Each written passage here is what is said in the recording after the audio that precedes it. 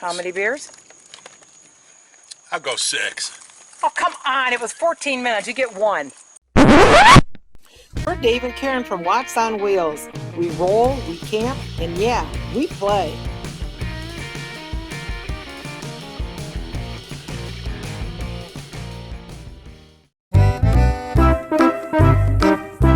What you doing now, Dave? Changing the anode in the hot water tank. On the fifth wheel? On Dixie. How often should you do that? They say once a year. And when was the last time you did it? About 2 years ago. Okay.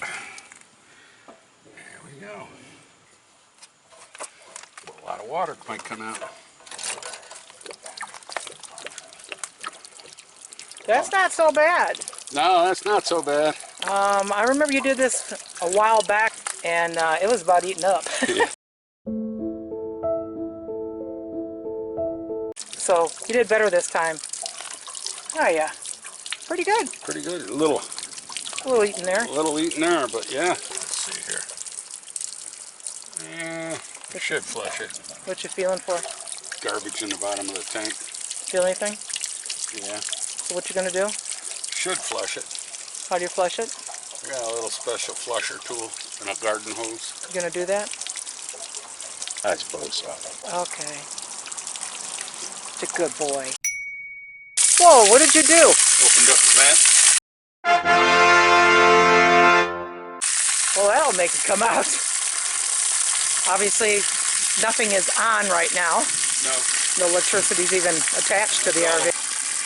How big of a tank is that? I think it's 10 gallons. 10? Yeah, I think you're right.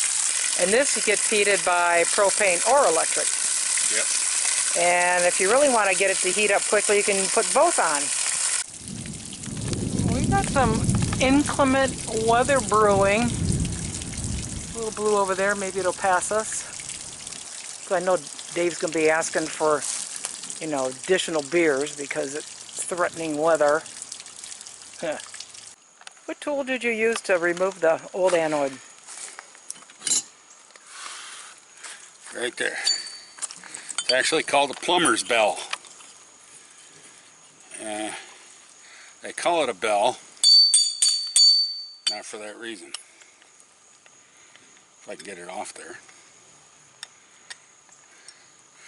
Because you get a whole big cotter pin full of them, different sizes, and when the plumber walks with them, it makes a bell sound.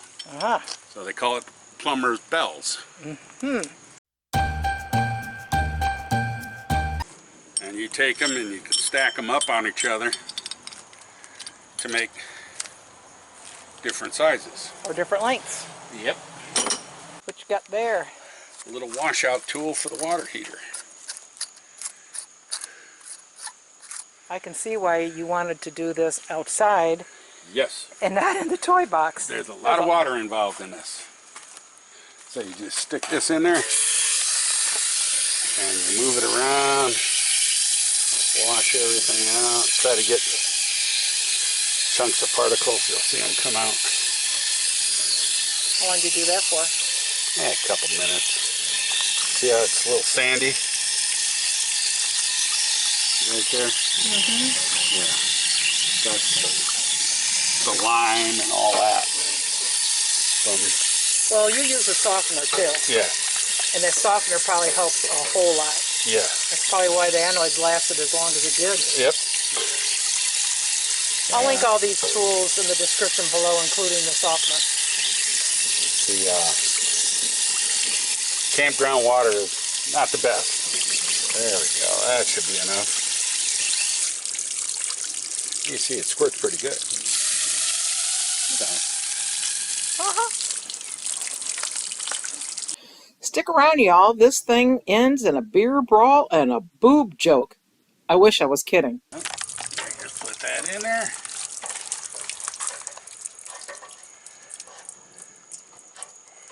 Pretty easy job. Yeah, if you got the right tools and the right anode. Yeah, that too.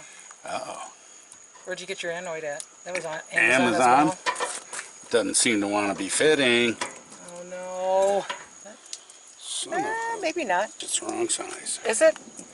Are you serious? I don't know. Tension's rising, and so is his beer count request. No, it's screwing in.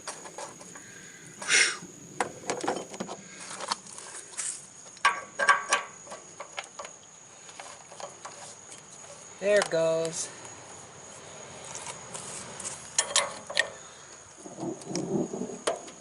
Ooh, sounds like wicked weather. Stay tuned. Karen's got something up her shirt. How tight do you want to make it? About that tight. Just good and snug. Yeah. That's it. Put the cover back on. You're all done? Flip my little valve back. Well, let's see, what was that? That was a relief valve. Oh, you had to open that to begin with? Yeah, put some air in. Oh, that was the one that let the water out. Right. Gotcha. And then I had this one open. To drain the system, we close that. Inside? Yeah. Those two little valves there. The blue and the red with the big thingies on them? Yep. It's a technical term, y'all. What's the anode for anyways? I don't know.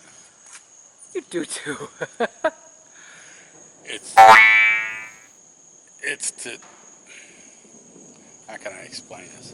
It's allows the water, the nasty water, it's going to eat something. And that is more likely of a metal for it to eat, to corrode on, than your heating elements and the tank and everything else. So it's like a sacrificial thing. It is. That goes to that thing and starts eating on that before it starts eating on the vital parts. So if you never change it... You can look at buying a new water heater. Gotcha. Eventually. The element will get corroded and die, or the tank will eat a hole in the tank or something like that. All your household water heaters have those in it too. They have to be And changed? nobody ever changes them. Should they? Yeah.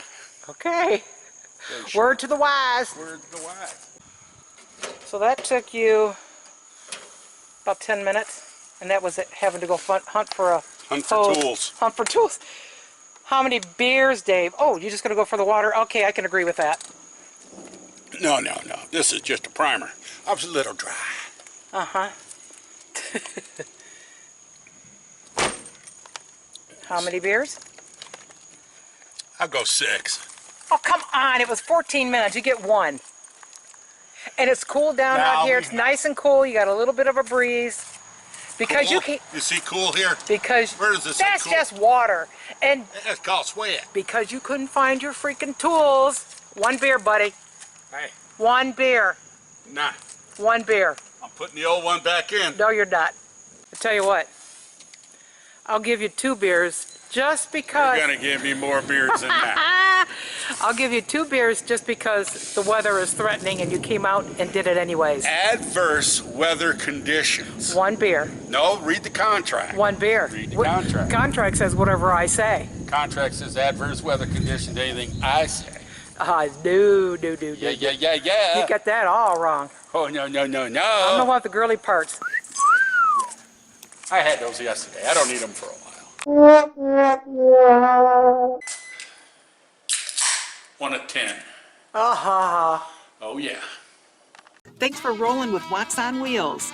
Want to help our channel grow? Hit that thumbs up, subscribe, and click that bell, or we'll come Jeep chasing ya.